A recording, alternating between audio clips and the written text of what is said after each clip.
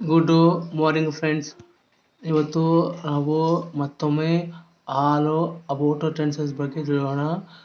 ಕನ್ನಡದಲ್ಲಿ ಹೇಳಬೇಕಾದ್ರೆ ಎಲ್ಲ ಕಾಲಗಳ ಬಗ್ಗೆ ಮತ್ತೊಮ್ಮೆ ಹೊಸದಾಗಿ ನೋಡೋಣ ಅಂತ ಹೇಳ್ತಾ ಇದ್ದೀನಿ. ಅಂದರೆ ಇವತ್ತು ನಾನು ಮುಂದುವರೆದ ಕಾಲಗಳ ಬಗ್ಗೆ ಹೇಳ್ತಾ ಇದ್ದೀನಿ, ನೋಡ್ಕೊಳ್ಳಿ. ಇವತ್ತು ನಾನು ಹೇಳ್ತಾ ಇರೋದು ಆಲ್ ಅಬೌಟ್ ಟೆನ್ಸಸ್ಸಲ್ಲಿ 7th one present perfect tense. ಇದರಲ್ಲಿ ರೋಮನ್ ನಂಬರ್ 3ಯಲ್ಲಿ just, never, already, not yet, ever ಎನ್ನುವ ಪದಗಳನ್ನ ಉಪಯೋಗ ಮಾಡಬೇಕಾಗುತ್ತೆ.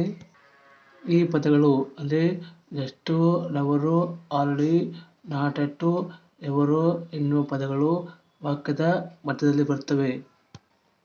ಇವುಗಳಿಗೆ ಸಂಬಂಧಪಟ್ಟ ಎಕ್ಸಾಂಪಲ್ಸ್ನ ನಾನು ತೋರಿಸ್ತಾ ಇದ್ದೀನಿ. ಎಕ್ಸಾಂಪಲ್ ನಂಬರ್ 1 ಹೇಳ್ತಾ ಇದ್ದೀನಿ. I have already seen the movie. ಮತ್ತೊಮ್ಮೆ I have already seen this movie ಅಂದರೆ ನಾನು ಈ ಸಿನಿಮಾ ಆಗಲೇ ನೋಡಿದ್ದೀನಿ ಅಂತ ಆಗುತ್ತೆ. ನೆಕ್ಸ್ಟ್ ಎಕ್ಸಾಂಪಲು ಅಥವಾ ಎಕ್ಸಾಂಪಲ್ ನಂಬರ್ 2 ಹೇಳ್ತಾ ಇದ್ದೀನಿ. We have never been to Kashmir. We have never been to Kashmir ಅಂದರೆ ನಾವು ಕಾಶ್ಮೀರಕ್ಕೆ ಹೋಗಿಲ್ಲ ಅನ್ಬೋದು, ಅಥವಾ ನಾವು ಕಾಶ್ಮೀರಕ್ಕೆ ಹೋಗಿ ಬಂದಿಲ್ಲ ಅಂತ ಹೇಳೋಕ್ಕಾಗುತ್ತೆ. ಇಲ್ಲಿ ಬೀನು ಅಂದರೆ ಬಂದಿಲ್ಲ ಅಂತ ಆಗುತ್ತೆ. ನೆಕ್ಸ್ಟ್ ಎಕ್ಸಾಂಪಲು ಎಕ್ಸಾಂಪಲ್ ನಂಬರ್ 3 ಹೇಳ್ತಾ ಇದ್ದೀನಿ. She has not got her degree yet. She has not got her degree yet ಅನ್ಬೋದು, ಅಥವಾ she hasn't got her degree yet ಅಂತ ಆಗುತ್ತೆ. ಅಂದರೆ ಅವಳು ಇನ್ನೂ ಡಿಗ್ರಿ ಪಡೆದಿಲ್ಲ ಅಂತ ಹೇಳೋಕ್ಕಾಗುತ್ತೆ. ನೆಕ್ಸ್ಟ್ ಎಕ್ಸಾಂಪಲು ಎಕ್ಸಾಂಪಲ್ ನಂಬರ್ 4 ಹೇಳ್ತಾ ಇದ್ದೀನಿ. Have you ever seen a white elephant.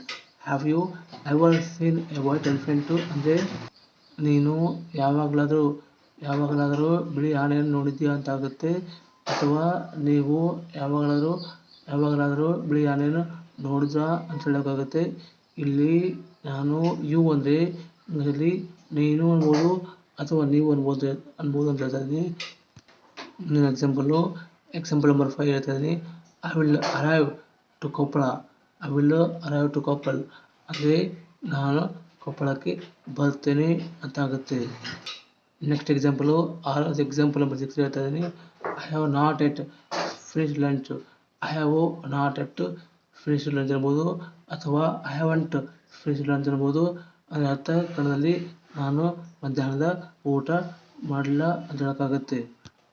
Next example 6 I never go to forest ಅಂದರೆ ಕನ್ನಡದಲ್ಲಿ ನಾನು ಕಾಡಿಗೆ ಹೋಗಲ್ಲ, ಅಥವಾ ನಾನು ಕಾಡಿಗೆ ಹೋಗಿಲ್ಲ ಅನ್ನಲಿಕ್ಕೆ ಆಗುತ್ತೆ ಅಂತ ಹೇಳ್ತಾ ಇದ್ದೀನಿ. ಮತ್ತೊಮ್ಮೆ ಹೇಳ್ತೀನಿ. I ever go to forest ಅಂದರೆ ನಾನು ಕಾಡಿಗೆ ಹೋಗಲ್ಲ ಅನ್ನೋದು ಕರೆಕ್ಟ್ ಆಗಿದೆ ಅಂತ ಹೇಳ್ತಾ ಇದ್ದೀನಿ. ಎಕ್ಸಾಂಪಲ್ ನಂಬರ್ 7 ಹೇಳ್ತಾ ಇದ್ದೀನಿ.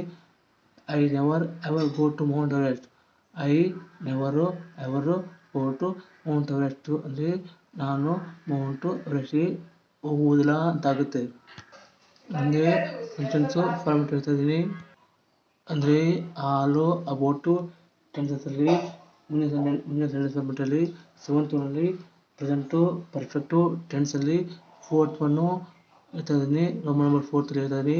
ಎ ಮೂಮೆಂಟ್ ಎಗೋ ಮತ್ತು ನಾಟ್ ಲಾಂಗ್ ಎಗೋ ಎಂಬ ಪದಗಳನ್ನು ಅಥವಾ ಪದ ಸಮುಚ್ಚಯಗಳನ್ನ ಇವುಗಳಿಗೆ ನಾವು ಇಂಗ್ಲೀಷಲ್ಲಿ ಫ್ರೇಸಸ್ ಅನ್ಬೇಕು. ಇವುಗಳನ್ನ ಯಾವಾಗ ಉಪಯೋಗ ಮಾಡ್ಬೇಕಂತ ಇನ್ನು ಮುಂದೆ ಹೇಳ್ತಾ ಇದ್ದೀನಿ. ಇವುಗಳು ಸಾಮಾನ್ಯವಾಗಿ ವಾಕ್ಯದ ಕೊನೆಯಲ್ಲಿ ಬರ್ತವೆ, ಅಂದರೆ ಸೆಂಟೆನ್ಸಲ್ಲಿ ಕೊನೆಯಲ್ಲಿ ಬರ್ತವೆ ಅಂತ ಹೇಳ್ತಾ ಇದ್ದೀನಿ. ಎಕ್ಸಾಂಪಲ್ಸ್ ಫಾರ್ ದೀಸ್ ಹೇಳ್ತಾ ಇದ್ದೀನಿ.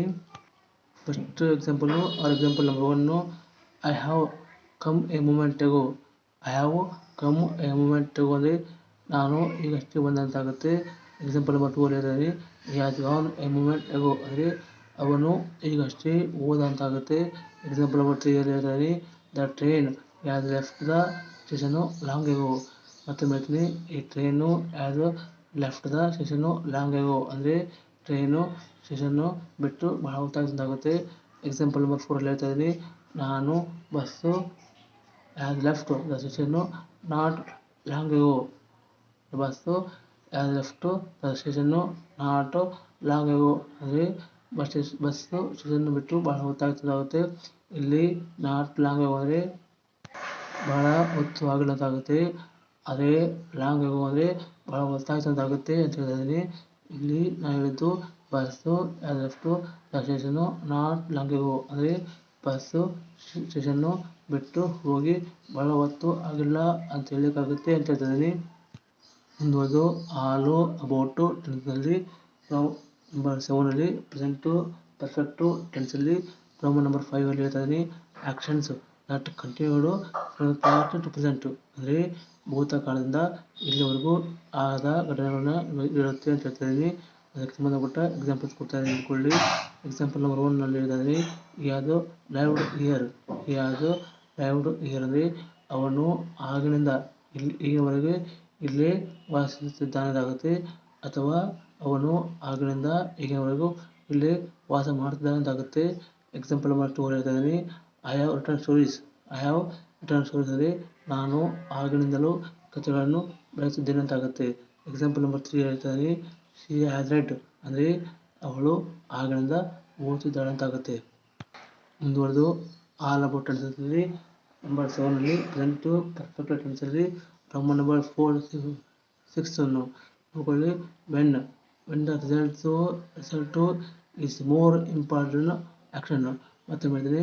When the result is more important action ಅಂದರೆ ಯಾವಾಗಲೂ ಮಾಡಿದ ಕೆಲಸಕ್ಕಿಂತ ಫಲಿತಾಂಶ ಮಹತ್ವ ಪಡೆದಾಗ ಆಗ ಮಾತ್ರ ನಾವು ಪ್ರೆಸೆಂಟು ಪರ್ಫೆಕ್ಟು ಟೆನ್ಸನ್ನು ಉಪಯೋಗ ಮಾಡಬೇಕು ಅಂತ ಹೇಳ್ತಾ ಇದ್ದೀನಿ.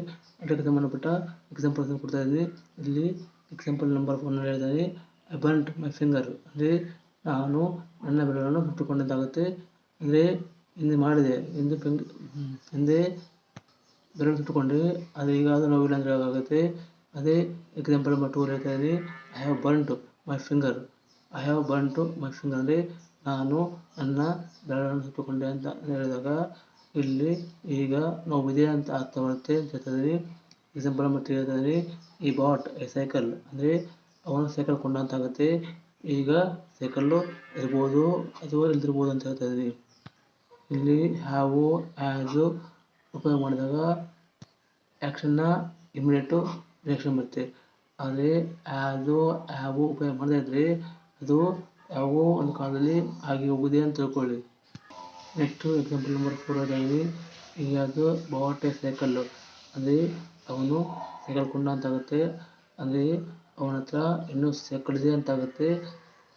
ಮತ್ತು ಹೇಳ್ತೀನಿ ಹ್ಯಾವು ಹ್ಯಾಸು ಉಪಯೋಗ ಮಾಡಿದಾಗ ಅದು ಇನ್ನೂ ಜೊತೆಗಿದೆ ಅಂತ ಹೇಳ್ಬೋದು. ಅದೇ ಡೈರೆಕ್ಟಾಗಿ ಹ್ಯಾವು ಹ್ಯಾಸ್ ಬಿಟ್ಟು ಬೇರೆ ಹೇಳಿದರೆ ಅದು ಇರ್ಬೋದು ಅಥವಾ ಇಲ್ಲೇ ಇರ್ಬೋದು ಅಂತ ಹೇಳ್ತಾ ಇದ್ದೀನಿ. ಮುಂದುವರೆದು ಆಲ್ ಅಬೌಟ್ ಟೆನ್ಸಲ್ಲಿ 7th ಪ್ರೆಸೆಂಟು ಪರ್ಫೆಕ್ಟು ಟೆನ್ಸಲ್ಲಿ ನಂಬರ್ 8 ನ್ಯೂಸ್ ಪೇಪರ್ ರಿಪೋರ್ಟಲ್ಲಿ ರೈಟಿಂಗಲ್ಲಿ ಇದು ಹೇಳ್ತೀನಿ. ನ್ಯೂಸ್ ಪೇಪರ್ ರಿಪೋರ್ಟ್ಗಳಲ್ಲಿ ಲೆಟರ್ ರೈಟಿಂಗಲ್ಲಿ ಸ್ಪೋಕನ್ ಇಂಗ್ಲೀಷಲ್ಲಿ ಪ್ರೆಸೆಂಟು ಪರ್ಫೆಕ್ಟ್ ಟೆನ್ಸ್ ಉಪಯೋಗ ಮಾಡಬೇಕು. ಅದು ಹೇಗೆ ಅಂತ ನಾಳೆ ಉದಾಹರಣೆಗಳ ಮೂಲಕ ಉದಾಹರಣೆ ಎಕ್ಸಾಂಪಲ್ಸ್ನ ಮೂಲಕ ನೋಡೋಣ ಅಂತ ಹೇಳ್ತಾ ಇದ್ದೀನಿ. ಹೇಳ್ತೀರಿ ಇಷ್ಟು ಸಾಕು ಅಂತ ಹೇಳ್ತಾ ಇದ್ದೀನಿ. ಅಂದರೆ ನಾಳೆ ಸಿಗೋಣ. ಹಾಲು ಕೂಡ ಇಂಗ್ಲೀಷಲ್ಲಿರುವ ಆಲ್ ಅಬೌಟ್ ಟೆನ್ಸಸ್ ಅಂದರೆ ಎಲ್ಲ ಕಾಲಗಳ ಬಗ್ಗೆ ವಿಸ್ತಾರವಾಗಿ ಕಲಿಯೋಣ ಅಂತ ಹೇಳ್ತೀನಿ. ಉದಾಹರಣೆಗಳ ಮೂಲಕ ಕಲಿಯೋಣ ಮತ್ತು ತಿಳಿಯೋಣ ಅಂತ ಹೇಳ್ತೀನಿ. ನೋಡ್ತಾ ಇರೋದು ಪೂರ್ತಿಯಾಗಿ ನೋಡಿ ಅಂದರೆ ಗೊತ್ತಾಗುತ್ತೆ. ತಿಳ್ಕೊಂಡಾದ್ಮೇಲೆ ಡೆಫಿನೆಟಾಗಿ ಬುದ್ಧಿವಂತ ಆಗ್ತೀರಾ. ಕೊನೆಗೆ ನಮ್ಮ ಚಾನಲ್ ಸಬ್ಸ್ಕ್ರೈಬ್ ಮಾಡಿ, ಲೈಕ್ ಮಾಡಿ ಮತ್ತು ಫ್ರೆಂಡ್ಸ್ಗೆ ಶೇರ್ ಮಾಡಿ, ಬೆಲ್ ಹಾಕಿ ಮಾಡಿ. Thank you very much.